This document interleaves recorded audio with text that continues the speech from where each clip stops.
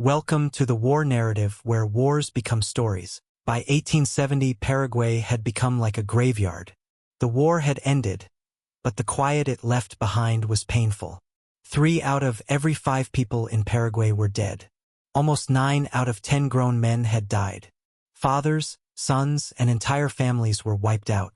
Villages were empty, farm fields were not planted, and the capital city of Asunción lay in burned ruins. What was left was not just a defeated country. It was a nation close to disappearing completely. This terrible destruction had not come from sickness or from a natural disaster. It was caused by war. The War of the Triple Alliance, South America's deadliest war, had turned one of the continent's proudest nations into ashes. And at the center of it all was a man who believed he was meant for greatness. Francisco Solano López, who called himself the Napoleon of South America. How had this happened? How could one leader's dream destroy his entire nation? Was this truly a desperate fight to survive, or the dangerous gamble of a single man? To answer that question, we must go back almost 50 years, back to when these nations were born from the crumbling ruins of Spanish and Portuguese empires. Independence had promised freedom, but it brought something else. Rivalry, distrust, and the seeds of a war that would one day turn Paraguay into a graveyard. It began not with armies fighting, but with maps, unclear lines drawn across rivers and plains by colonial officials who had left long ago. Borders were uncertain, loyalties were broken, and every new republic imagined itself destined to lead. Argentina saw itself as the natural heir to Spain's empire in the Rio de la Plata region. Brazil, huge and ambitious, dreamed of spreading its power further south. Uruguay, caught in the middle, was less a free nation than a battlefield for its neighbors' ambitions. And Paraguay, landlocked, stubborn, and fiercely independent, stood defiant, unwilling to bend to anyone's will. In this world, suspicion ruled. Nations that might have stood together after independence instead circled each other like predators. Rivers, the lifeblood of trade and communication, became weapons. Small fights broke out, alliances shifted, and every decision seemed to deepen the continent's divisions. Independence had been won, but unity had been lost. And so, South America entered its new age not with friendship, but with a question. Who would rise and who would be crushed? In that question lay the fate of Paraguay. For when war finally came, it would not simply test armies and borders. It would test the survival of an entire people. And as we shall see time and again, López, the man who believed himself another Napoleon, would choose glory over caution, a decision that would cost his people dearly. The fall of Spain's Rio de la Plata colony in the 1810s brought forth 3 new nations: Argentina, Uruguay, and Paraguay. To the world, it looked like the triumph of freedom, the fulfillment of revolutions that had swept away European rule. But inside South America, the picture was far darker. Independence had not created unity. It had carved a broken puzzle of states, each convinced of its own destiny, each suspicious of its neighbors. Argentina emerged as the largest and loudest voice of the 3. Buenos Aires, once the jewel of Spain's colonial government, believed itself the natural leader of the region. Its politicians dreamed of reassembling the old colony, pulling the lost provinces back into Argentina's control. To them, Uruguay was a buffer state at best, and Paraguay little more than a rebellious province. Paraguay saw things differently. Landlocked but fiercely proud, it had tasted isolation and turned it into a weapon. Surrounded on all sides by stronger rivals, it chose self-reliance, growing crops and building defenses. Independence for Paraguay was not just freedom from Spain. It was freedom from Argentina. Its leaders saw Buenos Aires' ambitions as nothing more than colonialism in new colors. Uruguay, meanwhile, became the battlefield of others' ambitions. A small coastal republic, it sat at the mouth of the Rio de la Plata, the gateway to the interior. Both Argentina and Brazil wanted it. To Argentina, Montevideo was an extension of Buenos Aires' sphere. To Brazil, Uruguay was a buffer zone that must not fall under Argentine control. Uruguay's independence was written into law, but in practice it was a fragile dream, vulnerable to foreign bayonets. And then there were the borders themselves, or rather, the lack of them. Colonial maps had been vague, rivers shifting, lines poorly drawn. Vast stretches of grasslands, jungle, and swamp lay undefined. Farmers grazed their cattle on lands claimed by multiple governments. Settlers paid taxes to whichever army showed up first. Tensions were not abstract. They touched the land, the water, and the livelihoods of ordinary people. Disputes grew sharpest around the rivers. For Paraguay, the Paraná and Paraguay rivers were lifelines, its only escape routes to the outside world. Yet Argentina declared control over them, taxing goods and restricting passage. Brazil too hungered for control of the waterways to connect its isolated province of Mato Grosso. To Paraguay, these demands were intolerable. To its neighbors, its resistance was arrogance. By 1844, Brazil made a bold move. It recognized Paraguay's independence. To Asunción, it was validation. To Buenos Aires, it was provocation. For Argentina, this was the empire in Rio de Janeiro meddling in its backyard, legitimizing a province that should never have been allowed to break away. And so, within 20 years of independence, the dream of freedom had hardened into rivalry. Argentina eyed dominance. Brazil plotted expansion. Uruguay balanced on a knife's edge, and Paraguay bristled at them all. The new nations of the Rio de la Plata had been born free, but they had not been born united. And soon, their competing ambitions would ignite the fire of war. In South America, rivers were not just waterways. They were lifelines. The continent's interior was vast, rough, and often impassable. Roads were few, railways almost non-existent. To trade, to travel, to survive, one needed the rivers. Whoever controlled them held the keys to wealth. And in the Rio de la Plata basin, 3 rivers mattered above all: the Paraná, the Paraguay, and the Uruguay. For Paraguay, those rivers were everything. A landlocked nation surrounded by larger powers had only one path to the outside world: the water. Cotton, tobacco, yerba mate, Paraguay's main exports, all had to flow downstream before they could reach international markets. Without the rivers, the country's economy suffocated, and Buenos Aires knew it. Argentina claimed control over the Paraná, declaring that all goods passing through its stretch must pay tribute. To Paraguay, this was nothing less than economic strangulation, colonial control reborn under a new flag. Every tax was an insult, every restriction a reminder that Argentina still dreamed of dominance. Brazil, meanwhile, looked westward to Mato Grosso, its distant and isolated province. Reaching it by land meant months of grueling marches across wilderness. The only reliable route was by water, up the Paraguay River. But here, Brazil collided with Paraguay, which guarded its stretch of the river like a fortress. Paraguayan patrols stopped Brazilian ships, demanded concessions, or turned them back outright. To Asunción, it was a matter of sovereignty, their river, their rules. To Brazil, it was humiliation. How could a nation of 500,000 dictate terms to an empire of 10 million? Each time a Brazilian vessel was delayed or denied, outrage grew in Rio de Janeiro. The disputes were not only about economics, they were about pride. Rivers were veins of power, and every demand, every denial carried symbolic weight. For Paraguay, refusing to yield proved it was not a pawn. For Argentina and Brazil, every obstruction was a challenge to their authority. Ordinary people felt the tension as well. Ranchers and traders found themselves trapped between governments. Settlers along riverbanks never knew whose flag would appear on the horizon or which taxes they would be forced to pay. Merchants cursed delays. Fishermen watched soldiers patrol the waters. And rumors of war spread like ripples across the current. Maps were redrawn again and again, each capital insisting the rivers belonged to them.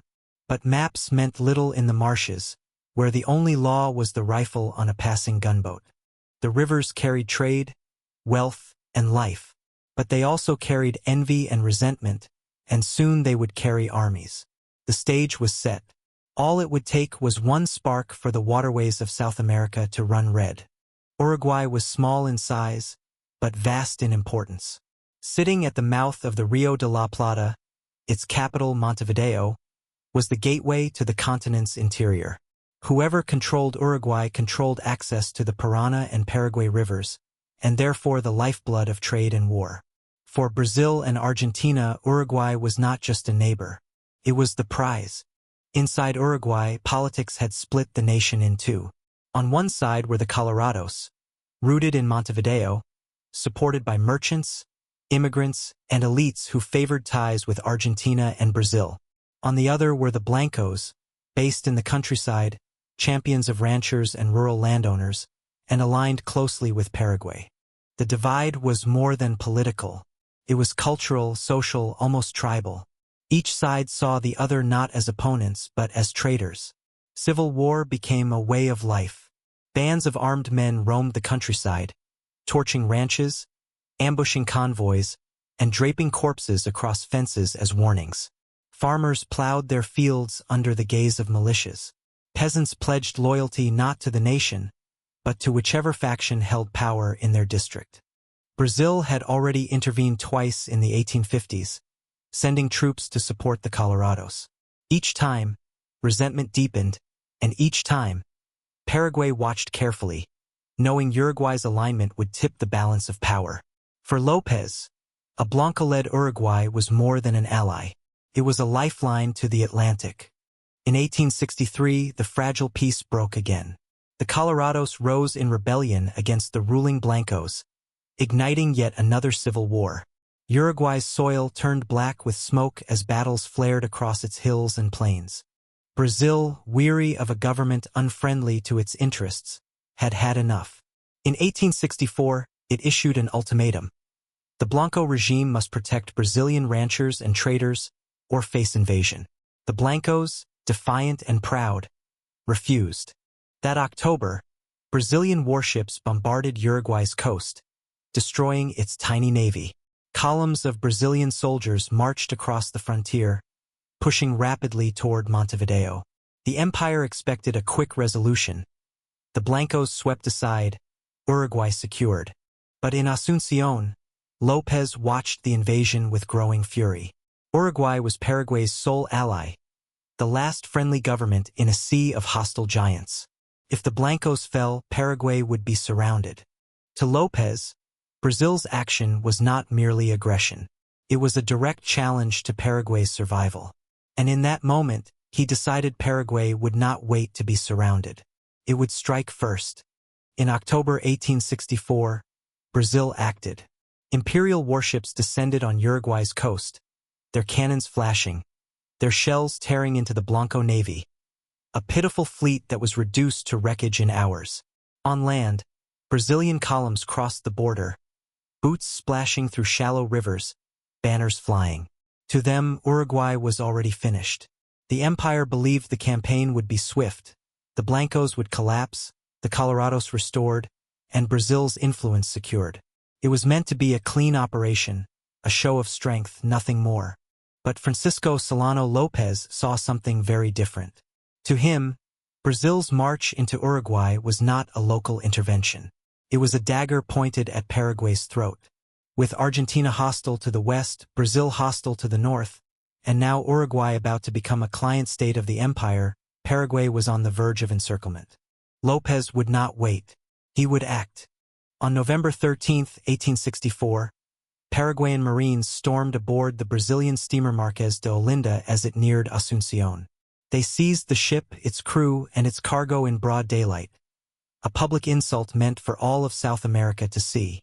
A month later, on December 13th, López formalized the break.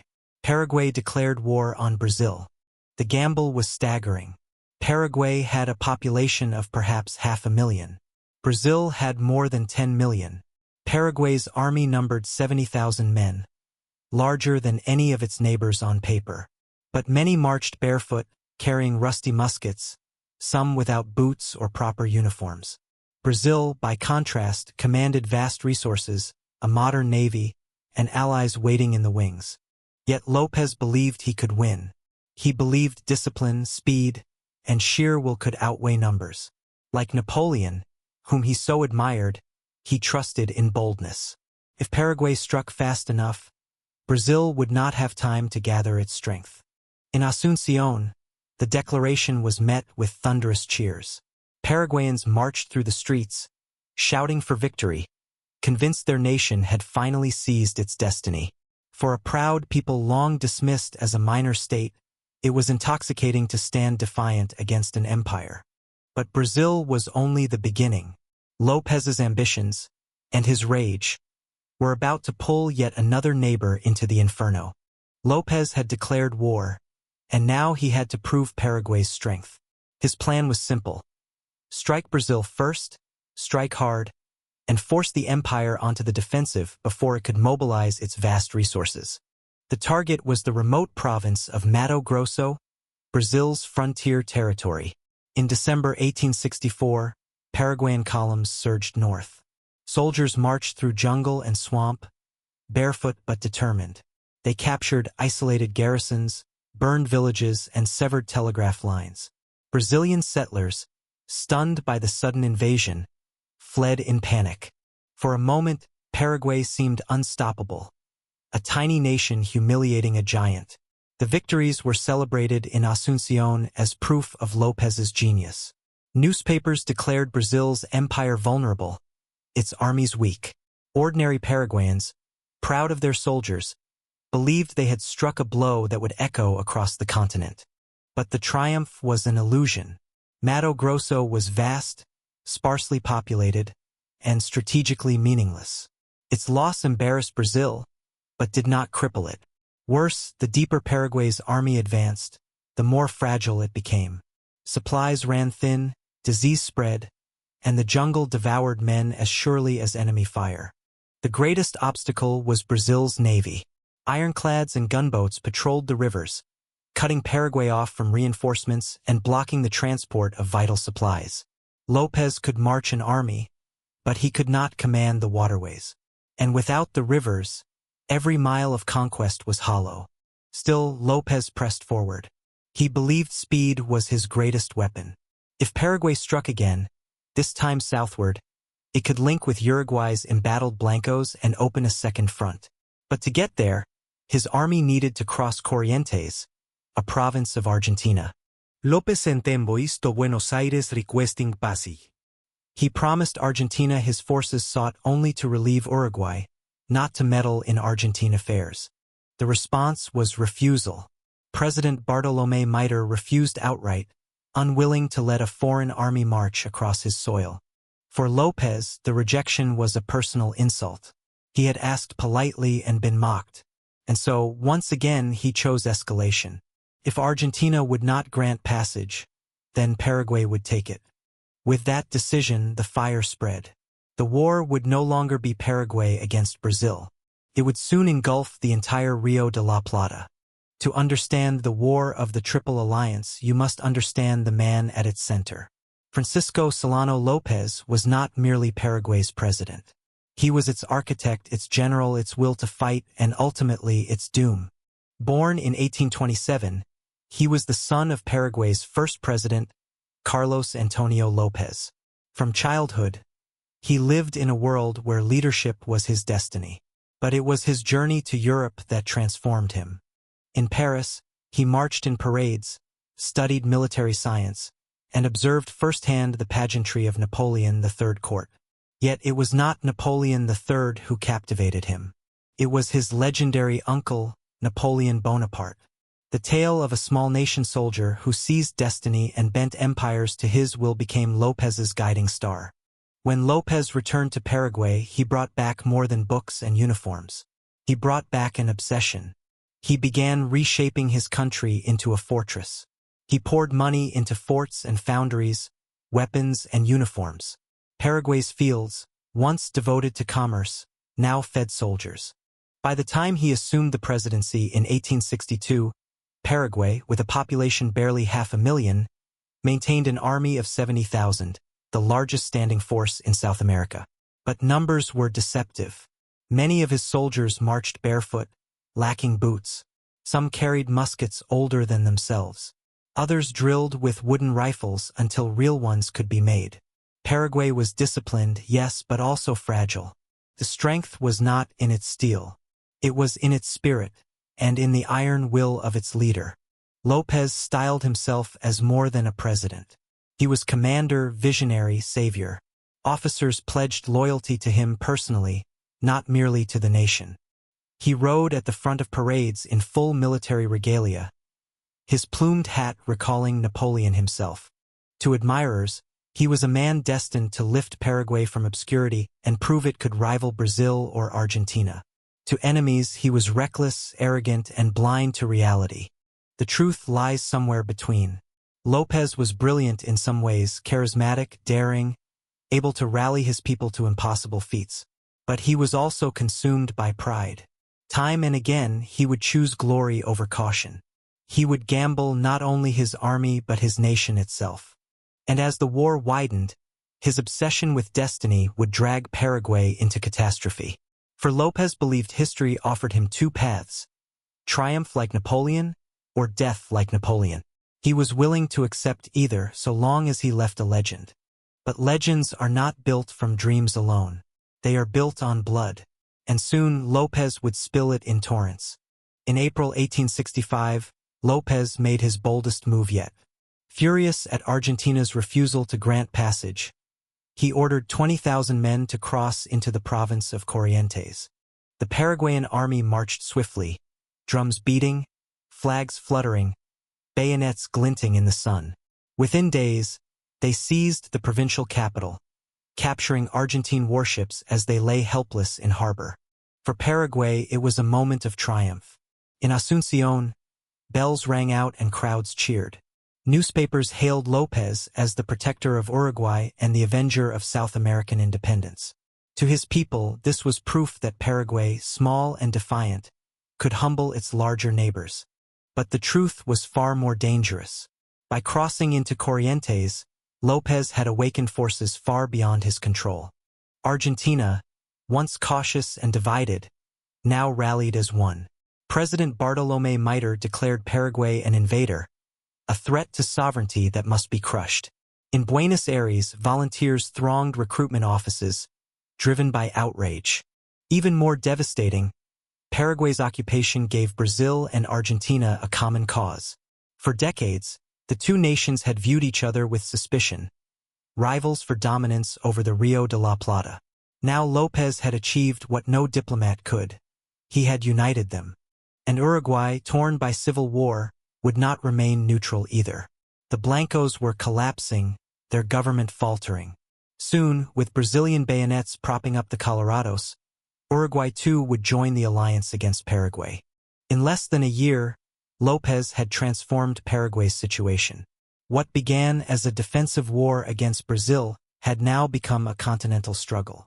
Instead of isolating the empire, López had isolated himself. Yet López was undeterred. He believed victory lay in boldness. Like his idol Napoleon, he trusted that daring maneuvers and quick strikes could offset impossible odds. If Paraguay struck hard enough, fast enough, perhaps the Triple Alliance would crumble. It was a fantasy, but fantasies die hard, especially when they are carried on the shoulders of an army. And so López marched on, convinced that history was his to seize. What he had truly done, however, was seal Paraguay's fate. On May 1, 1865, in Buenos Aires, three groups sat down to sign what would become one of the most ruthless treaties in South American history. Brazil, Argentina, and the newly installed Colorado regime of Uruguay agreed to form a triple alliance. Their target was not simply the Paraguayan army. It was Francisco Solano López himself and the nation he ruled. The treaty was clear. The Allies pledged to fight until López was overthrown. Paraguay would surrender its captured territories. It would pay war debts. It would be stripped of its claims and humbled before its neighbors. This was not a temporary agreement of defense. It was a blueprint for the dismantling of Paraguay's power. For López, the news was devastating. His gamble in Corrientes had backfired with breathtaking speed. Instead of isolating Brazil, he had fused its interests with Argentina's. Instead of saving Uruguay's Blancos, he had lost them entirely. Paraguay was now alone, outnumbered 20-1 in population with no allies left. And yet, he did not retreat. He did not sue for peace. He doubled down. Across Paraguay, Church bells rang as mobilization orders spread. Every able-bodied man was called to arms. Women were tasked with weaving uniforms, carrying supplies, and tending the wounded.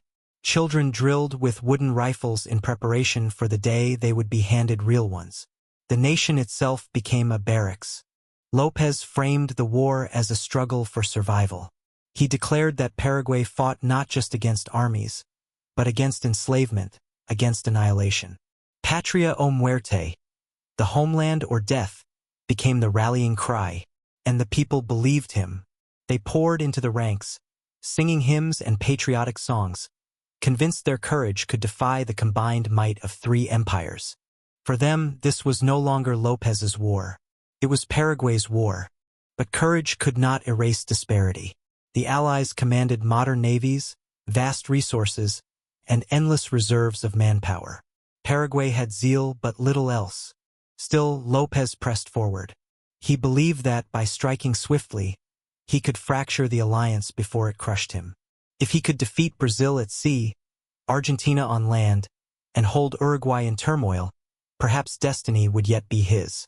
And so, with rivers blockaded and armies on the move, the war now shifted to its first great trial, the battle for control of the waters.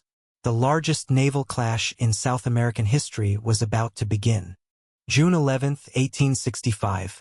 The rivers of South America awoke to thunder. At the town of Riachuelo on the Paraná River, Paraguay launched its boldest gamble yet. López ordered Admiral Pedro Ignacio Meza to strike the Brazilian fleet at anchor, to crush the empire's navy in a single daring blow. The plan was audacious. Paraguayan ships would approach silently at dawn, board the Brazilian vessels, and slaughter their crews before they could react. Surprise, López believed, would deliver a miracle. But discipline faltered. As the Paraguayan squadron drew near, Admiral Meza lost his nerve. Instead of waiting to ram and board, he opened fire too soon. Cannon smoke betrayed their approach. The Brazilians, startled, rushed back aboard their ships. Chaos gave way to order, and order gave way to retaliation. Among them was Admiral Francisco Manuel Barroso, commanding the paddle steamer Amazonas. Faced with disaster, he made a desperate choice. He would ram the enemy head-on. With engines roaring, the Amazonas plowed into Paraguayan ships, smashing holes, overturning barges, and scattering crews into the water. The river turned red as sailors drowned or were cut down in the crossfire. For hours, the battle raged, thick fog cloaking the river, cannon fire booming blindly across the water. At moments it seemed Paraguay might prevail, their lighter craft darting between the lumbering Brazilian ironclads. But when Admiral Meza was struck in the chest and fell mortally wounded, the heart of the Paraguayan navy collapsed with him. His fleet broke, retreating in disorder under relentless fire. By midday, the river belonged to Brazil. Paraguay had lost its navy, destroyed in a single morning. The implications were catastrophic. With control of the waterways, Brazil could supply its armies with ease, blockade Paraguayan ports, and cut off López's lifeline to the outside world.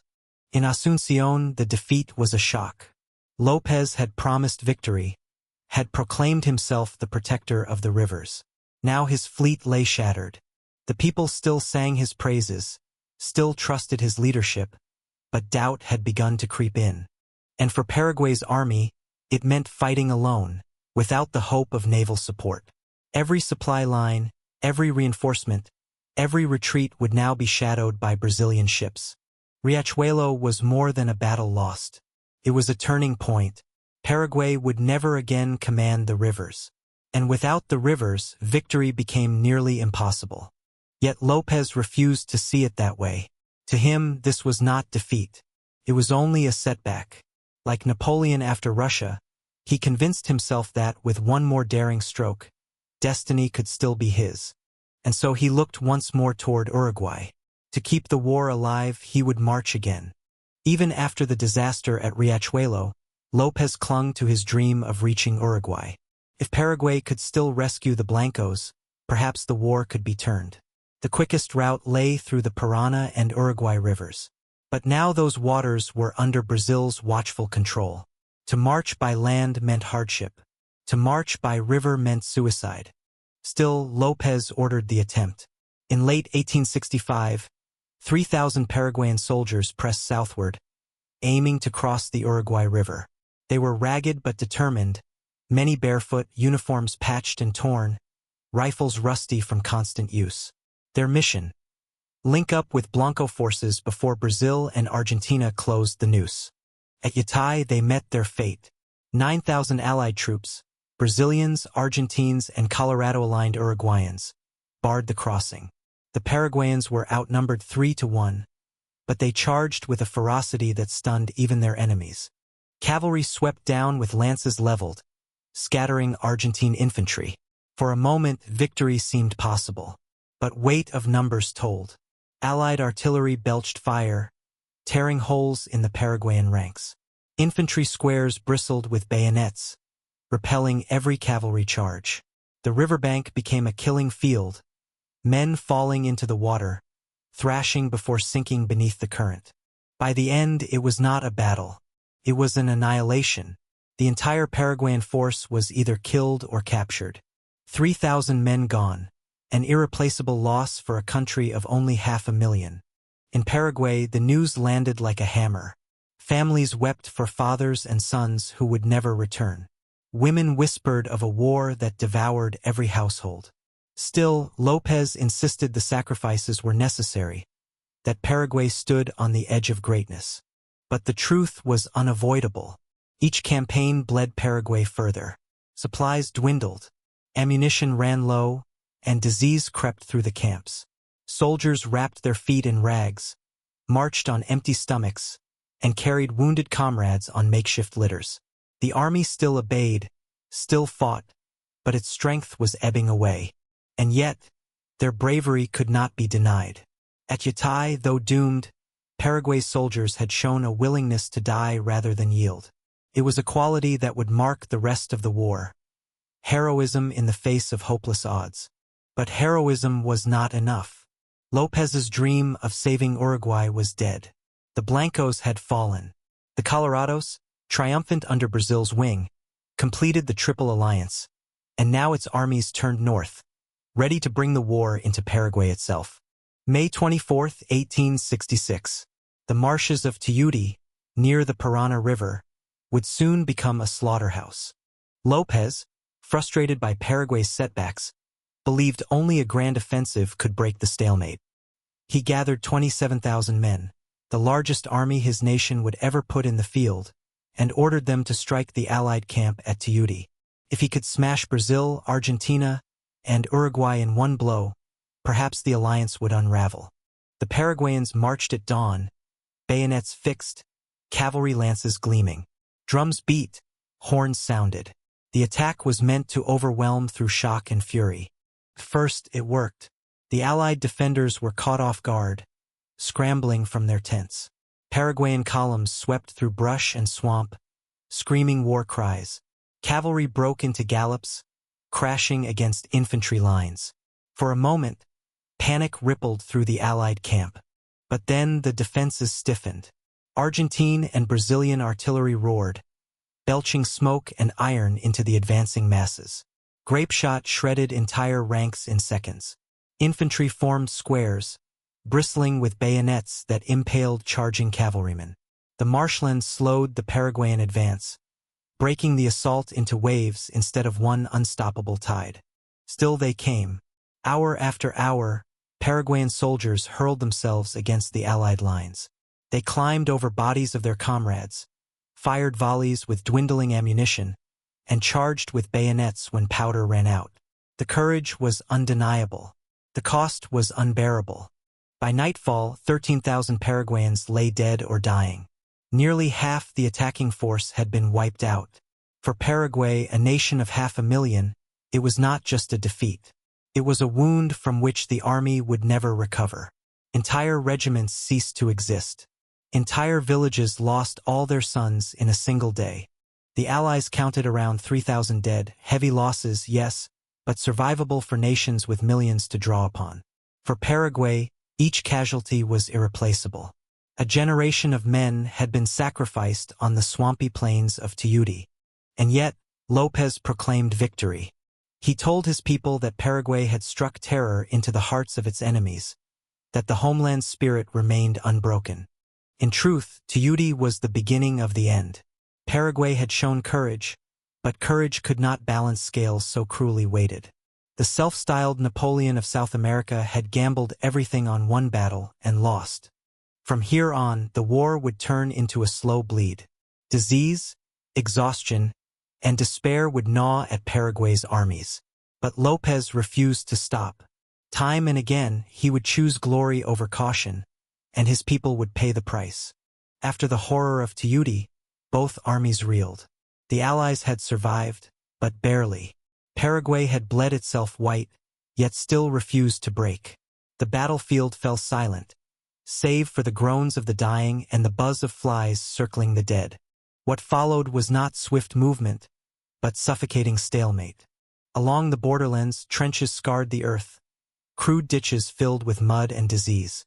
Soldiers lived knee-deep in filth, swatting mosquitoes, drinking foul water. Dysentery, cholera, and fever became as deadly as cannon fire. Corpses were buried shallow, their stench lingering in the air, a grim reminder of what awaited the living.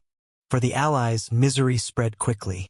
Brazil conscripted slaves from its plantations, marching them into battlefields where death awaited. Argentina called up provincial levies, peasants barely trained before being thrust into the mud. Uruguay, exhausted by its own civil wars, struggled to keep even token forces in the field. Men deserted, morale collapsed, and commanders squabbled over strategy. Paraguay fared no better. López scraped the bottom of his nation's reserves. Boys barely into their teens were pressed into service, drilling with rifles too heavy for their shoulders. Old men, gray-bearded and frail, marched once more to war. Women carried the burden of the homeland, tending crops, sewing uniforms, nursing the wounded. Entire families were consumed by the war machine. In this grim deadlock, López tried words instead of bullets. He sent envoys to Argentine President Bartolomé Mitre, proposing negotiations. Perhaps, López thought, the Allies, shaken by losses and disease, would accept compromise. He would yield some territory, perhaps even ships, if Paraguay's sovereignty could be preserved. But Mitre was unmoved. He demanded unconditional surrender. López must fall. Paraguay must submit. No half measures. To Mitre, the war was not about peace, but about destroying Paraguay's capacity to rise again. For López, it was humiliation, but also revelation. The Allies would never treat him as an equal. They did not seek negotiation. They sought annihilation. So he turned back to defiance. If Paraguay could not secure peace, then it would fight to the last breath. López told his soldiers they must resist no matter the cost. He told his people the homeland was sacred, that survival was glory enough. And thus the war dragged on. Trenches rotting, soldiers wasting away, hope withering. Yet López's pride remained unbroken. If diplomacy had failed, perhaps one more battle could tip the scales. And so, in September 1866, he ordered his men to stand at Curupayty, a stronghold by the river, where the Allies would soon march straight into disaster. September 22, 1866. The Allies, eager to break the stalemate, turned their sights on the Paraguayan fortress of Curupayty, a stronghold guarding the river approaches northward. Their plan was confident, almost arrogant. A thunderous naval bombardment would reduce the Paraguayan defenses to rubble, after which tens of thousands of infantry would march forward to finish the job. Victory seemed assured. At dawn, Brazilian ironclads opened fire. For hours, the river thundered with cannon blasts, shells arcing through the air, explosions tearing up mud and timber. Allied commanders congratulated themselves, believing the Paraguayan line shattered.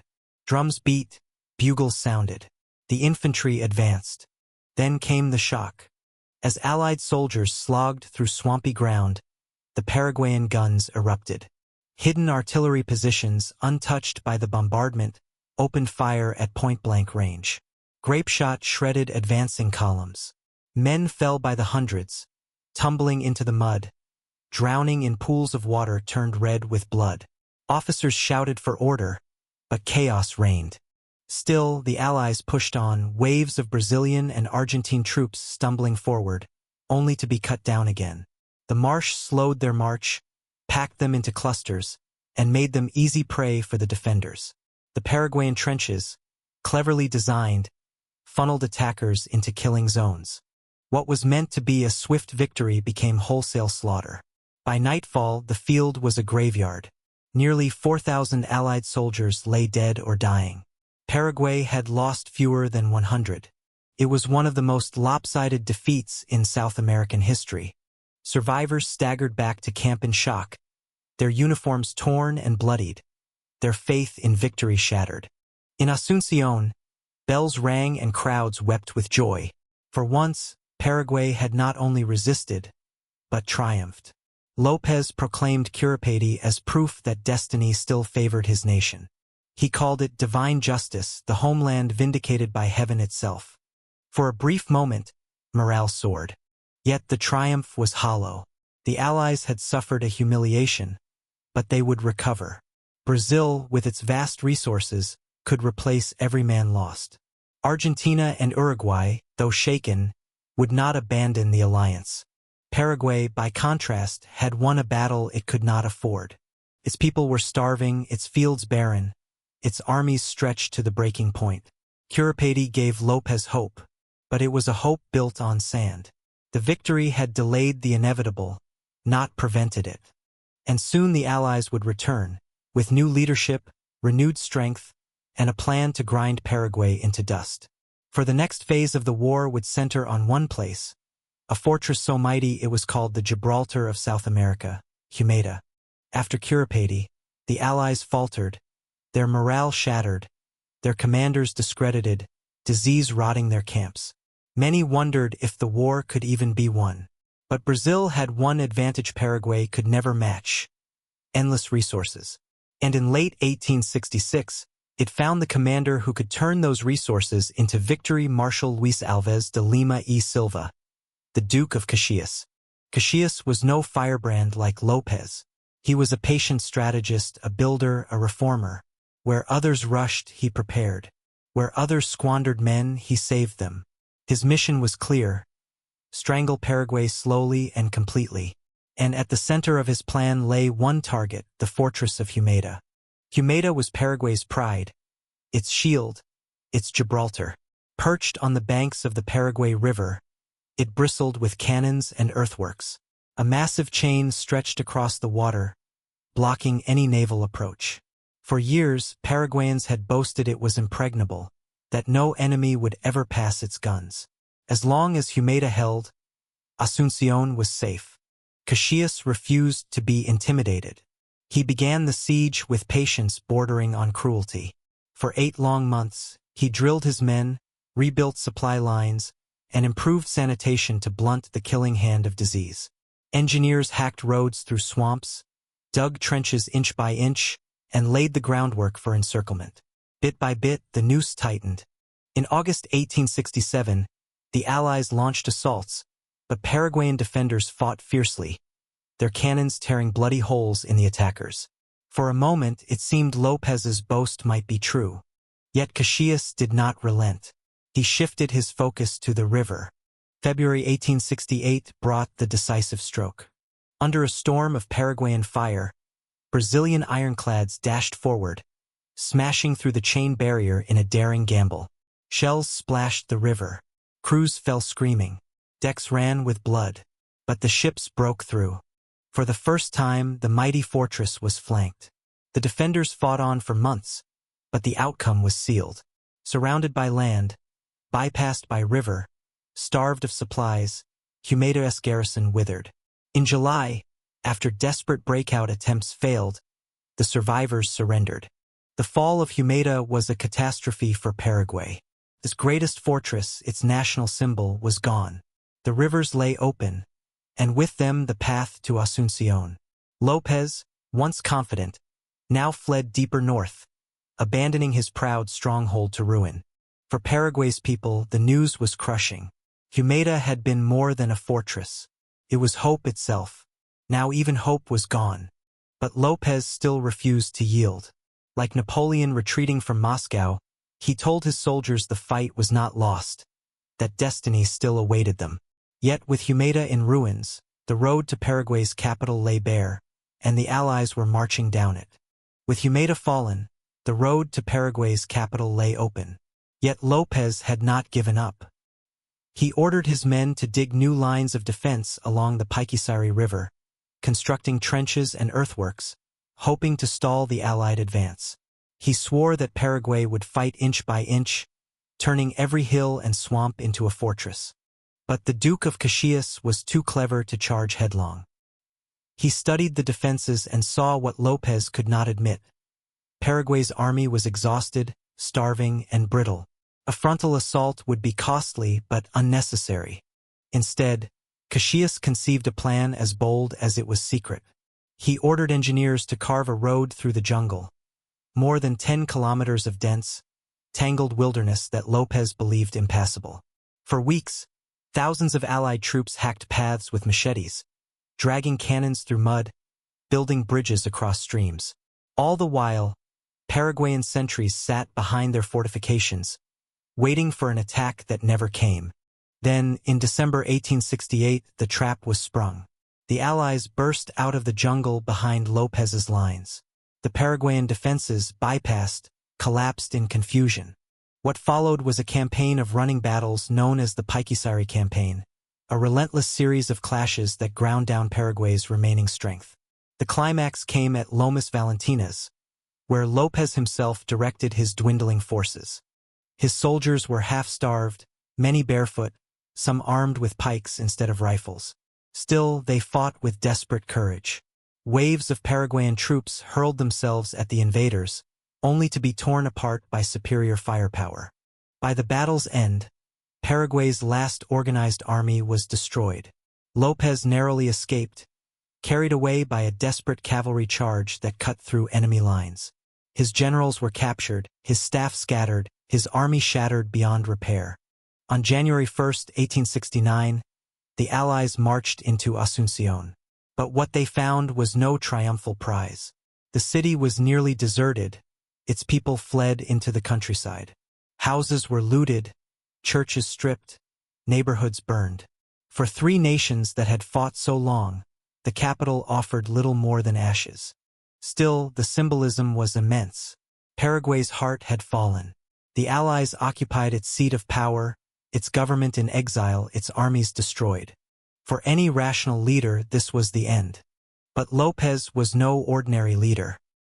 He vanished into the interior, vowing to fight on, even if it meant dragging Paraguay into the grave with him. And so began the war's final, most desperate phase, when an entire people would be forced into the flames of guerrilla war. By 1869, Paraguay was broken in every way that mattered. Its capital lay in ruins, its army shattered, its people starving.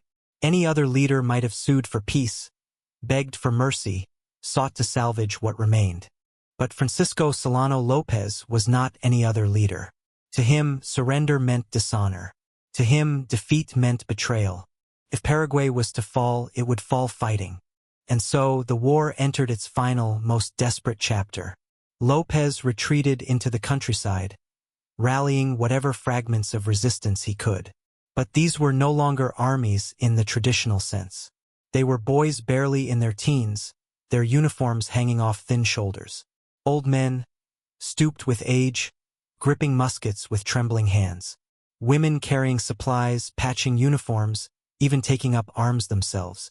Paraguay had become a nation at war in the most literal sense.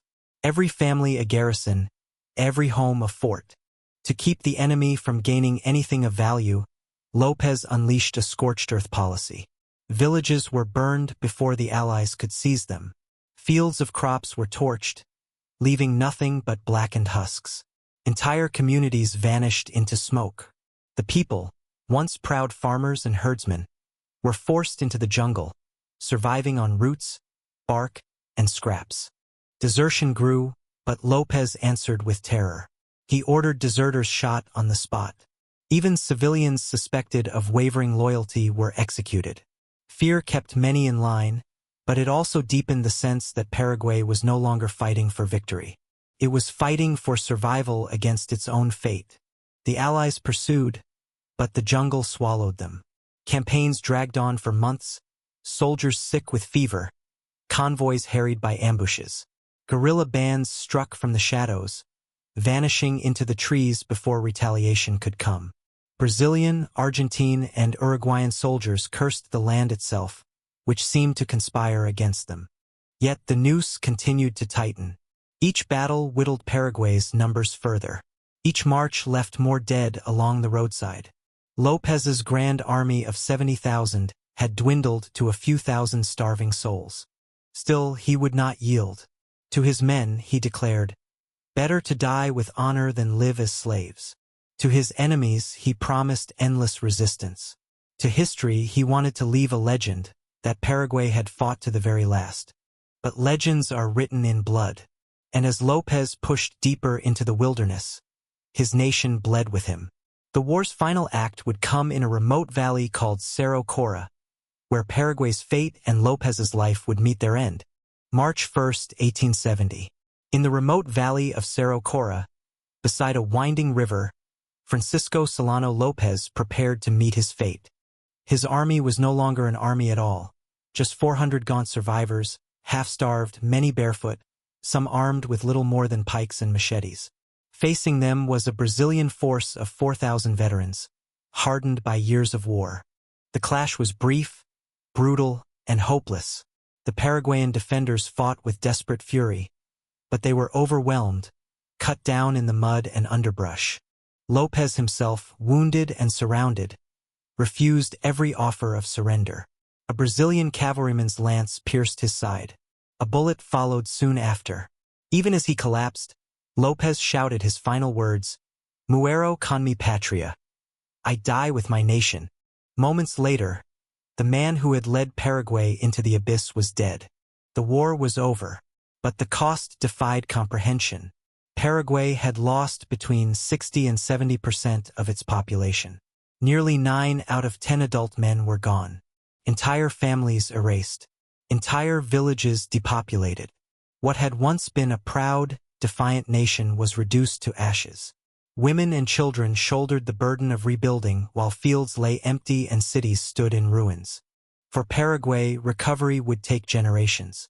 And in truth, it never fully came. The Allies emerged victorious, but scarred. Brazil cemented its place as the dominant power of South America, yet paid a staggering price in lives and treasure. Argentina gained territory, but was left with crushing war debts. Uruguay secured its survival, but only as a buffer between giants. None walked away unscathed. And what of López? To some, he was a tyrant who gambled recklessly with his people's lives, dragging them into a war they could never win. To others, he became a martyr, the embodiment of defiance against impossible odds. A leader who chose death over surrender. In Paraguay, his name is still spoken with both bitterness and reverence. The ruins of Humaitá, the empty villages, the mass graves, they are reminders of the price of ambition, rivalry, and pride. And yet, the war's shadow lingers. It reshaped borders, hardened national identities, and left Paraguay forever cautious, forever wary, surrounded by stronger neighbors. It showed the world that South America's destiny would not be forged by colonial powers alone, but by its own people in struggles as devastating as any fought in Europe. The War of the Triple Alliance remains the bloodiest conflict in Latin American history. A tragedy born of ambition, waged in rivers and jungles, fought to the last gasp of a nation. Its lesson endures, that glory pursued at all costs can consume even the proudest of peoples, leaving only ruins behind.